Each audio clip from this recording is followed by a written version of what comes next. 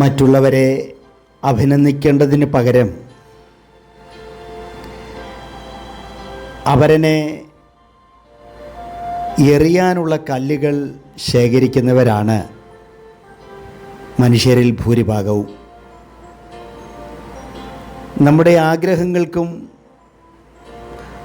നമ്മുടെ വീക്ഷണങ്ങൾക്കും വിരുദ്ധമായി പ്രവർത്തിക്കുന്നവരെ അധിക്ഷേപിക്കാൻ നമുക്കെന്താണ് അവകാശം? അന്യർ ജീവിക്കുന്ന അതേ ജീവിതം ഒരു ദിവസമെങ്കിലും ജീവിച്ചു തീർക്കാനുള്ള ക്ഷമയും ധൈര്യവും ആരെങ്കിലും കാണിച്ചാൽ അവരാരും പിന്നെ ആരോപണത്തിൻ്റെ അമ്പുകളുമായി മുന്നിട്ടിറങ്ങില്ല.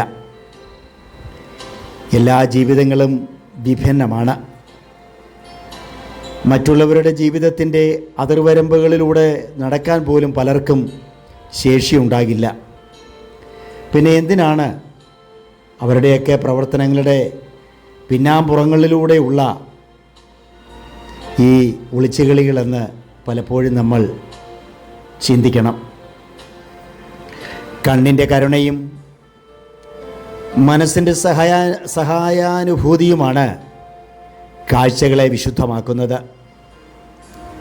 പല കാഴ്ചകൾക്കും ദുർവ്യാഖ്യാനം ലഭിക്കുന്നത് കാണുന്നവൻ്റെ തകരാറാണ്.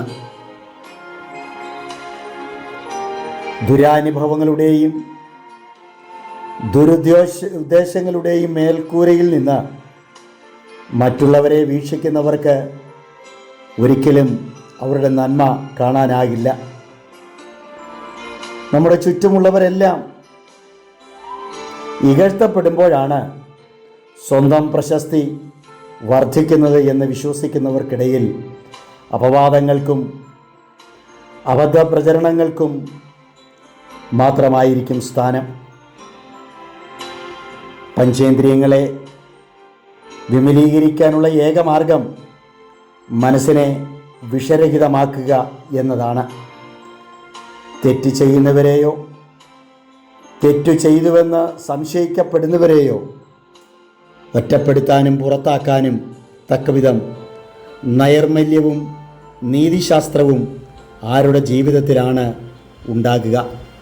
അതുകൊണ്ട് മറ്റുള്ളവർക്ക് മാർക്കിടാൻ നമ്മൾ ആരാണ് എന്നുള്ള ചിന്ത നമ്മിൽ വസിക്കട്ടെ, നമ്മിലത് ഉണ്ടായിരിക്കട്ടെ. യേശുക്രിസ്തു പറഞ്ഞതും വിശുദ്ധ ബൈബിളിൽ ഇങ്ങനെയാണ്: മറ്റുള്ളവനെ വിധിപ്പാൻ നമ്മൾ ആരാണ്? നാം സ്വയം ഒന്ന് വിലയിരുത്തി നോക്കൂ. നമുക്കെന്തവകാശമാണ് മറ്റുള്ളവരെ കുറിച്ചുള്ള മാർക്കിടാൻ? അവനവൻ ചെയ്യുന്നത് നല്ലതാകിലും തീയതാകിലും തക്കതായ പ്രതിഫലം ദൈവം കൊടുക്കും. പക്ഷേ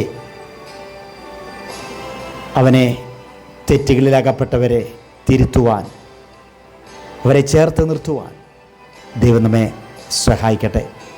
ആർക്കും ഉണങ്ങാത്ത മുറിവുകൾ ഉണ്ടാക്കുന്ന ഒരു സ്വഭാവ സർട്ടിഫിക്കറ്റ് നമുക്കാർക്കും കൊടുക്കുവാനിടയാകാതിരിക്കട്ടെ. ദൈവം നമ്മെ അതിനായി സഹായിക്കുമാറാകട്ടെ. ആമേൻ.